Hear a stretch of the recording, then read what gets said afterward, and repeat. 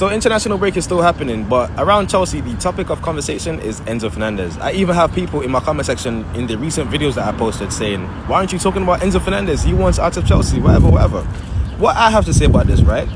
You guys need to stop losing your heads so frequently and so easily. And this may not be the video that you want from a Chelsea fan, but I'm going to say it. You guys need to start thinking realistically and have a bit of perspective and balance to it. Now, Enzo Fernandez said he was asked what other city would he like to live in, and he said he would like to live in Real Madrid. He would like to live in Madrid one day.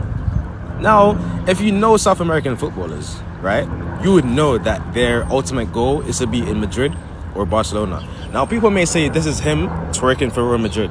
This is him forcing a move out the club, dropping hints, etc., etc.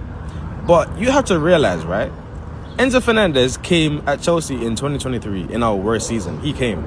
Now, people may say the way we lose